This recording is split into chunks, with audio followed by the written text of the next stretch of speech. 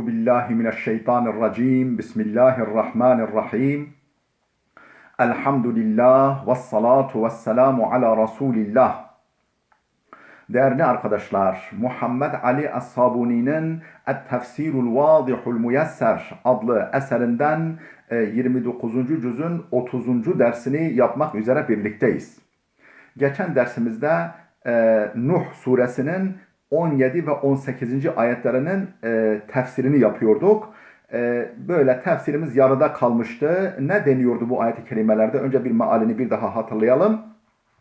Ardından kaldığımız yerden tefsirini okuyalım. Diyordu ki Vallahu enbetekum minel ardi nebata. Nuh Aleyhisselam kavmine hitaben diyordu ki Allah sizi yeryüzünden tıpkı bitki misali çıkardı.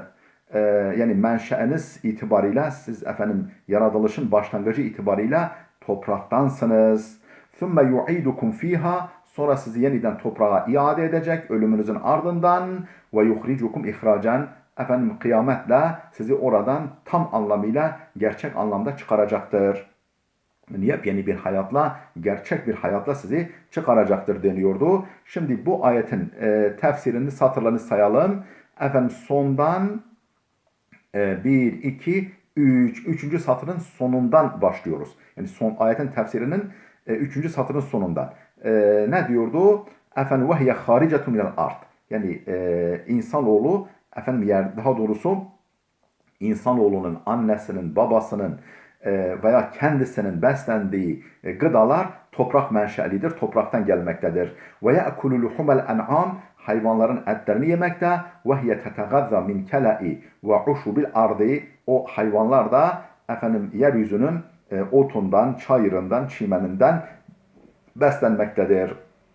فَهُوَ تَمَامًا يُشْبِهُ النَّبَاتِ Bu yönüyle insan tam anlamıyla bitkileri andırmakta. بَلْ هُوَ نَبَاتٌ مِنْ نَبَاتِ الْاَرْضِ Hatta insan sanki yeryüzünün bitkilerinden bir bitkidir. Dolaylı olarak o da yeryüzünden gelişmiş ve mevcut haline dönüşmüştür, gelmiştir.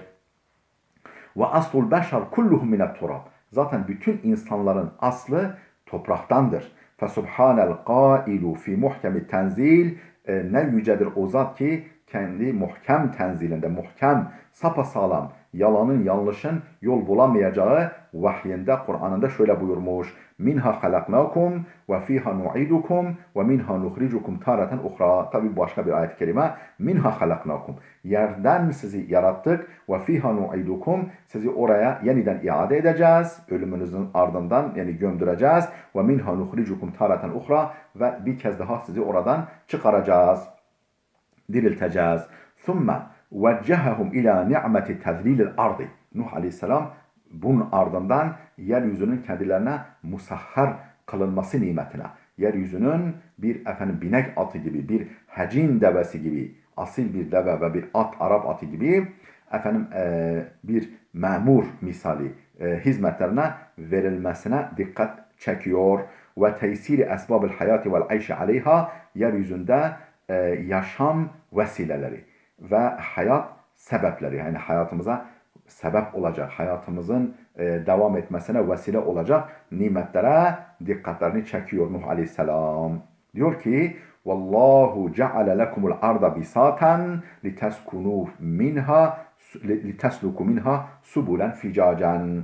Vallahu Allah Teala ceale lekumul arda bisaten. Yeri size döşek kıldı. Yeri size halı gibi kıldı. Ayaklarınızın altına serdi. لِتَسْلُكُ مِنْهَا subulen ficacan. Ta ki onun üzerinde geniş yollarda yol alasınız, dolaşasınız, gezinesiniz. لِتَسْلُكُ yani yürüyesiniz. Minha yerden subulen ficacan. Geniş yollarda. Ey cealeha fesihatan vasi'atan mumehhedeten lekum. Cealeha kelbisati vel firaş فيها تزرعون وعليها تبنون وفوق ظهرها تنامون وتتقلبون. Ey cealeha fesihatan. Yeryüzünü geniş, engin yapmış Allah. Vasiaten yani fesihaten engin, vasiaten geniş, mumehhedeten lekum sizin için hazır hale getirilmiş. Böyle işlenmeye, beslenmeye, gezinmeye, efendim dolaşmaya hazır hale getirilmiş. Cealeha kelbisat vel firaş, onu efendim yaygı gibi, yatak gibi, döşek gibi yapmış. Fiha tezrauna, orada ekin ekiyorsunuz. Ve aleyha tebnuna, üzerinde binalar dikiyorsunuz. Ve fevka zahriha tenamuna ve tetekallebuna, sırtında yatıyorsunuz, uyuyorsunuz ve tetekallebuna, gezip dolaşıyorsunuz. Bir yerden bir yere gidebiliyorsunuz. Litesluku fil ardi turuqan vasi'aten fi asfarikum. Tentakiluna bivasıtati hadihi turuqi min beledin ila beled. Litesluku fil ardi, yeryüzünde gezinesiniz, yürüyesiniz. Turuqan vasi'aten, efendim geniş yollarda, fi asfarikum, yolculuklarınız sırasında geniş yollarda dolaşasınız. Yani yerden yere, bölgeden bölgeye intikal edesiniz. Tentakilune bivasatati hadihi turuqi, bu yollar vasıtasıyla intikal ediyorsunuz, gidiyorsunuz. Min beledin ila beled, bir beldeden bir beldeye, bir şehirden bir şehire. Ve min mekanin ila mekan, bir mekandan, bir mıntıkadan başka bir mıntıkaya. Şebbehel arda bil bisat fi imtidadiha ve istikrarin nasi aleyha. Efendim, şebbehel arda bil bisat, Allah yeri döşeye veya halıya benzetti, yaygıya benzetti. Fi imtidadiha, efendim böyle ayaklarımızın altında uzanmasıyla ve istikrarin nasi aleyha, yani döşenmesi ve insanların onun üzerinde karar kılması, yaşamasıyla halıya ve döşeye benzetti Allah. Ve leyse ma'na kavlihi bisaten enneha munbasitatun gayru kuraviyetin. Efendim, bisat denilmesi, yani yaygı, halı, döşek denilmesi demek değildir ki enneha munbasitatun gayru kuraviyetin, onun böyle yani geniş, yani yaygın, düz ve gayri kurevi, yani küre şeklinde olmadığı anlamına gelmez. Yani düz ve gayri kürevi olduğu anlamına gelmez. Fe inne kureviyetel ardi emrun maktu'un bihi. Çünkü yeryüzünün kürevi oluşu, yani küre şeklinde oluşu artık kesin bir hakikattir. Kesin, yani kanıtlanmış kesin bir gerçektir. Esbetehu ulemâ'unel mutakadimûne bi edilletin akliyetin ve nakliyetin. Bizim eski alimlerimiz de, yani günümüz alimleri, bilim adamları değil, eski alimlerimiz de akli ve nakli, yani akli ve nakli kesin delillerle bunu ispat etmişler. Vakat suile İbn Teymiye rahimehullah anis semavat vel ard. Nitekim İbn Teymiye, Allah rahmet eylesin, sorulmuş anis semavat vel ard, gök ve yer hakkında soru sorulmuş. Hel huma kuraviyani, acaba küre şeklinde midirler diye. فأجاب لا أعلم أحدا من علماء المسلمين المعروفين من أنكر ذلك. Ne cevap vermiş İbn Teymiye? Demiş ki la a'lemu ahadan min ulema'il muslimin ma'rufin. Maruf, bilinen, tanınan Müslüman ulemadan, alimlerden hiçbirini bilmiyorum. Men enkere zalike. Bunu inkar eden hiçbir kimseyi bilmiyorum. Herkes bunu kabul ediyor. İlla men la yu'behu bihi minel cuhal. Ancak itibar edilmeyen, kıymet verilmeyen cahiller hariç. Bunlar yeryüzünü düz kabul edebilirler. ثُمَّ اَوْرَدَ بَعْضَ الْاَدِلَّةِ. Sonra işte bunu söylüyor, sonra bir takım deliller serdediyor İbn Teymiye. وَانْظُرْ الْفَتَوَى 6. cilt 588. sayfa. El-Fetavasında, İbn Teymiye El-Fetava adlı eserinde 6. cildin 588. sayfasında. لَقَدْ سَلَكَ نُوحٌ مَعَ قَوْمِهِ شَتَّ الْأَسَالِيبِ. Nuh Aleyhisselam çok değişik üsluplarla, değişik anlatım biçimleriyle kavmiyle konuştu, kavmine hitap etti. Ve enva'il vesail, bu konuda onları ikna için türlü türlü vesileler kullandı. لِيُذَكِّرَهُمْ بِرَبِّهِمْ وَخَالِقِهِمْ وَرَازِقِهِمْ. Ta ki onlara Rablarını, yaratıcılarını ve besleyici ve büyütücü, yani besleyip büyüten Allah'ı onlara hatırlatsın, onlara tanıtsın. وَكُلُّ ذَٰلِكَ فِي دَأْبٍ طَوِيلٍ وَصَبْرٍ جَمِيلٍ وَزَمَانٍ وَاسِعٍ. Bütün bunu fi de'bin tavilin, uzun bir sebat, yani sebat, ısrar, ve sabrın cemilin, güzel bir sabır, ve zamanın vasi'in, geniş bir zamana yayarak bunu onlara tekrar anlattı. Ve ma'a zâlike lem yuflih fi hidayetihim ve islahihim. Bununla beraber, bütün bunlara rağmen efendim onlara yol göstermede ve onları yola getirmede, ıslah etmede başarılı olamadı, iflah olamadı, başarılı olamadı. وَلِذَٰلِكَ رَجَعَ İlâ rabbihi bişşekva min dalâli haulâ'i tuğâtil mutemerridîn. Bunun için Rabbine yönelip şikayette bulundu. Artık şikayette bulundu. Min dalâli haulâ'i tuğâtil mutemerridîn. Bu mutemerrid, inatçı, azgın kimselerin dalaletini Allah'a şikayet etti. Ya Rabbi ben artık sabrım, yani ben artık tükendim. Mecalim kalmadı. Yapacağım bir şey kalmadı ya Rabbi. Her türlü onlara efendim davetini, mesajını sundum ama bunlar bir türlü yola gelmediler. Kâle Nuhun.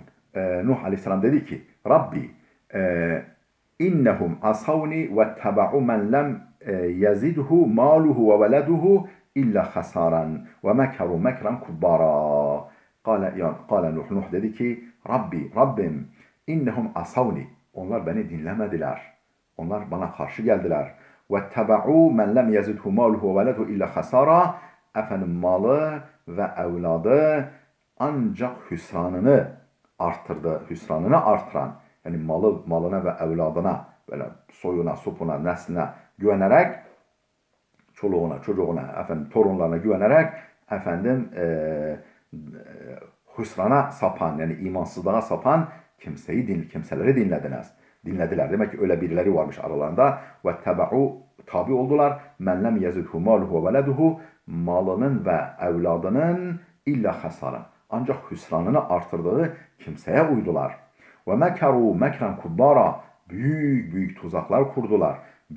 Bu ayete göre Nuh Aleyhisselam onlara şöyle diyordu. Yekulu Nuh şöyle diyordu. Ya Rabbi innehum balaghu fi tekzibi ve isyani emri واتبعوا رؤساءهم وأغنياءهم الضالين الذين أبطلتهم النعمة وكثرة الأموال والأولاد.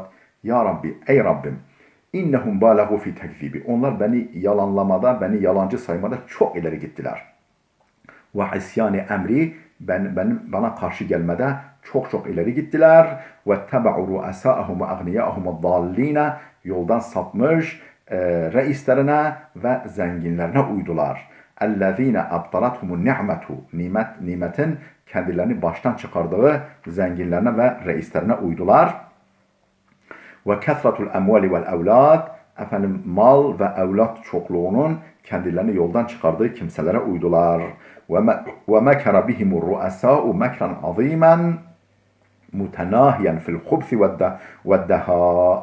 وَمَكَرَ بِهِمُ الرُّؤَسَاءُ, reisleri onlara dolaplar çevirdi. Onları kandırmak için hileler kurdu. Mekran azimen, büyük hileler, büyük dolaplar, büyük entrikalar, efendim manipülasyonlar. Azimen mutenahiyen fil hubsi ve deha. Yani son derece kötü, çirkin ve son derece büyük deha, büyük zeka ürünü, büyük yani akıl yürüterek efendim büyük zeka ürünü dolaplar çevirdiler.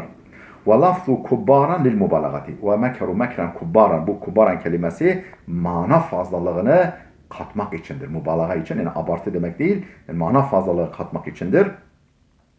Ey mekran kebiran fi gayetil dahame, yani son derece büyük, efendim muazzam dolaplar, hileler, akıl ermez, efendim şeytanın bile aklına gelmez, büyük hileler, dolaplar çevirdiler. Kâlel Bukhari fi tefsir, Bukhari kitabının, hadis kitabının tefsir bölümünde şöyle diyor. El-kubbaru eşeddu minel kebir. Kubbar, kebir kelimesinin daha ileri bir mana ifade ediyor. لِأَنَّهَا مُبَالَغَةٌ, çünkü efendim mana fazlalığı alta ifade eden bir kelimedir. İntaha, yani Bukhari'nin sözü burada bitti. وَالْمُرَادُ أَنَّ الرُّؤَسَاءَ الْأَشْرَارِ مَكَرُوا بِالْأَتْبَاعِ مَكْرًا عَظِيمًا بَالِغًا حَدَّ الْغَايَةِ فِي تَزْيِينِ الْكُفْرِ وَالْبَاطِلِ وَعِبَادَةِ الْأَوْثَانِ. Vel-murad, bu ifadenin verdiği yani murat şudur, maksat şudur.